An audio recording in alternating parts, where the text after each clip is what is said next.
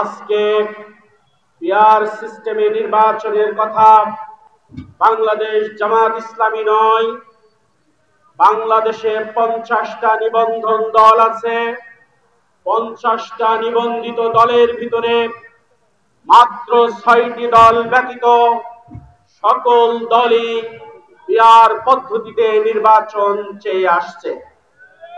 এই পিআর পদ্ধতিতে নির্বাচন হোক, এটা সর্বপ্রথম ঘোষণা করেছিলেন বাংলাদেশের তৎকালীন সিনিয়র অ্যাসিস্ট্যান্ট সেক্রেটারি জেনারেল শহীদ কামরুজ্জামান 2002 সালে তার বইয়ের মাধ্যমে এই পিআর সিস্টেমের নির্বাচনের কার্যক্রম শুরু করার কথা ঘোষণা করেছিলেন। ঠিক সেই সময় সিপিবির চেয়ারম্যান সভাপতি মুজাহিদুল ইসলাম এরপর পিআর পদ্ধতি নির্বাচনের গুরুত্ব তুলে ধরে বক্তব্য রেখেছিলেন। তারপর ইসলামী আন্দোলন বাংলাদেশের মহাসচিব মাওলানা ইউনুস আলী পিআর সিস্টেমে নির্বাচনের গুরুত্ব নিয়ে সাক্ষাৎকার দিয়েছিলেন। বিপ্লবী ওয়ার্কার্স পার্টির সাধারণ সম্পাদক সাইফুল হক এরপরে গণতান্ত্রিক মঞ্চের পক্ষে পিআর সিস্টেমের নির্বাচনের কথা সেদিন ঘোষণা করেছিলেন। সংগ্রামী বন্ধুগণ, বিশ্বের 170টি গণতান্ত্রিক রাষ্ট্র ব্যবস্থা পরিচালিত হয়ে থাকে। সেই 170টি রাষ্ট্রের ভিতরে 91টি রাষ্ট্রে পিআর পদ্ধতিতে নির্বাচন ব্যবস্থা পরিচালিত হয়। এই পিআর পদ্ধতিতে নির্বাচন হলে যেই লাভ হবে, সেই লাভের প্রথমটা হচ্ছে প্রত্যেকটা ভোটারের ভোটকে রাষ্ট্র ক্ষমতা পরিচালনার জন্য গুরুত্ব দেওয়া হয়। এরপর দ্বিতীয় যে লাভ হবে, জনমনের মতামতের প্রকৃত প্রতিফলন প্রকাশিত হয়, এটা হচ্ছে দ্বিতীয় লাভ।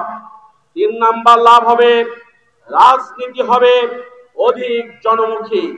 আজকের যে রাজনীতি, সেই রাজনীতি ব্যক্তি কেন্দ্রিক। আজকের যে রাজনীতি, সেই রাজনীতি পরিবার কেন্দ্রিক। আজকের যে রাজনীতি, সেই রাজনীতি বিধ্বংসী রাজনীতি। এই রাজনীতিতে জনগণের কথা ভাবা হয় না, বরং ভাবা হয় নিজের দলের কথা, নিজের পরিবারের কথা, নিজের ব্যক্তি স্বার্থের কথা। পিআর পদ্ধতিতে নির্বাচন হলে তার অবসান হবে।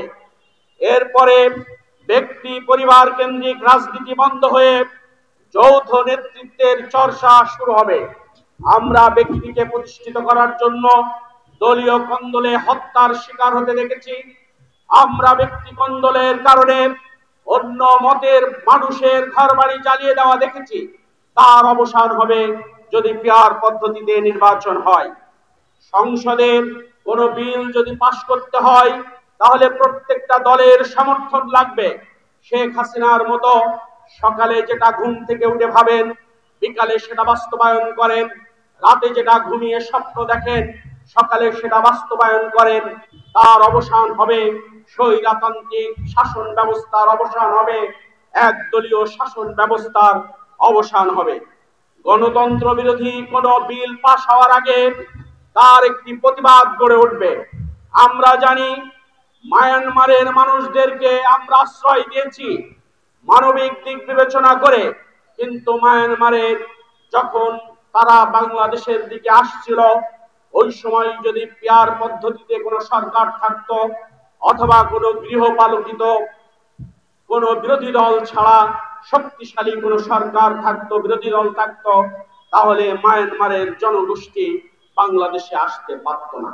আমরা মায়ানমারের সরকারের চোখে চোখ রেখে বলতে পারতাম, তোমরা যদি তোমাদের জনগণকে তোমাদের দেশে না রাখো, তাহলে তোমাদের দেশের এই জনগণ যুবকদেরকে নিয়ে আমরা আর্মি ক্যান্টনমেন্টে ঢোকাবো, তাদেরকে প্রশিক্ষণ দেব এবং তোমার বিরুদ্ধে যুদ্ধের জন্য লেলিয়ে দেব।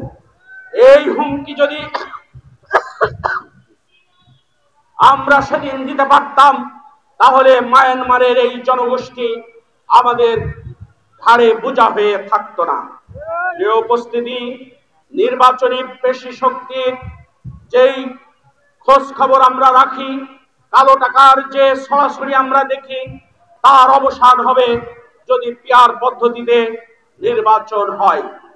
একটি শিক্ষিত, একটি অভিজ্ঞ, একটি দেশপ্রেমিক সংসদ সদস্যদের নির্বাচিত হওয়া সম্ভব হবে যদি পিআর পদ্ধতিতে নির্বাচন হয়। আর এখন কেউ চুরি করে, কেউ ডাকাতি করে, কেউ মাস্তানি করে, কেউ হাট দখল করে, কেউ বাউল দখল করে, কেউ মাটি চুরি করে বেশি শক্তির বলে তার দলীয় সহকর্মীদের নিয়ে রাস্তা অবরোধ করতে পারলেই তার নমিনেশন ডিক্লেয়ার করে দেওয়া সম্ভব হয়। পিআর পদ্ধতিতে এটা সম্ভব হবে না। সংগ্রামী বন্ধুগণ, যারা আজকে পিআর নির্বাচনের কথা বোঝেন না, তাদের দৃষ্টি আকর্ষণ করে বলতে চাই, পিআর নির্বাচনের কথা আপনি বোঝেন না কারণ আপনি সুষ্ঠু ধারার রাজনীতি চর্চা করতে চান না। আপনি চান যেন তেন ভাবে রাষ্ট্র ক্ষমতায় যেতে, আপনি চান যেন তেন ভাবে সরকার গঠন করতে, আপনি চান দেশে আবার ফ্যাসিজম কায়েম করতে, আপনি চান দেশে আবার একদলীয় শাসন ব্যবস্থা কায়েম করতে, আপনি চান আবার পরিবারতন্ত্র কায়েম করতে, আপনি চান আবার একদলীয় শাসন ব্যবস্থার মাধ্যমে দেশটাকে অরাজক করতে। এই কারণে আপনি পিআর পদ্ধতি বোঝেন না। আমরা বলবো, ব্যক্তি স্বার্থের চেয়ে ব্যক্তির চেয়ে দল বড়, দল বড়, দলের চেয়ে দেশ বড়, এই স্লোগানে একীভূত হয়ে পিআর পদ্ধতি মেনে নিন। পিআর পদ্ধতি যদি মেনে নেন, তাহলে আমার দল সরকার নির্বাচন করার আগেই সিইসিতে আমাদের ৩০০ জন প্রার্থীর নাম ক্রমিক অনুসারে প্রার্থী সিএসির কাছে জমা দিবে।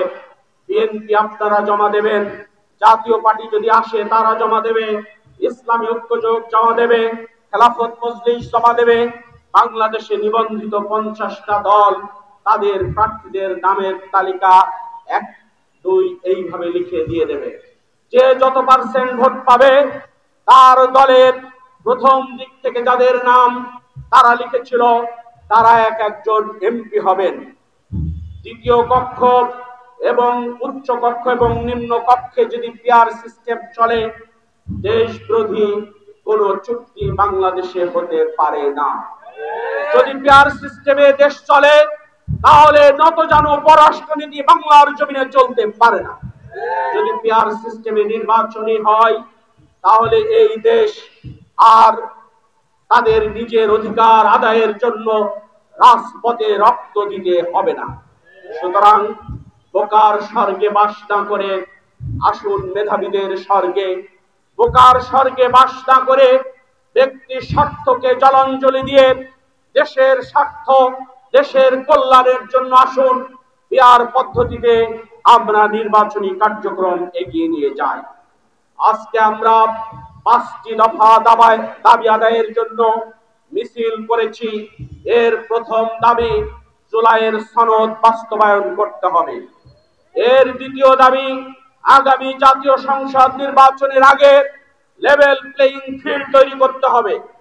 এর তৃতীয় দাবি, আগামী জাতীয় নির্বাচনের আগে পিআর পদ্ধতি চালু করতে হবে।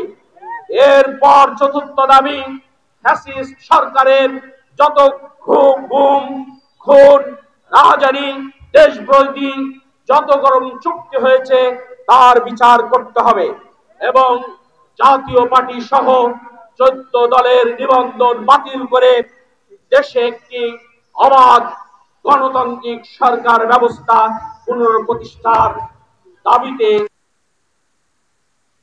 শেষ করছি।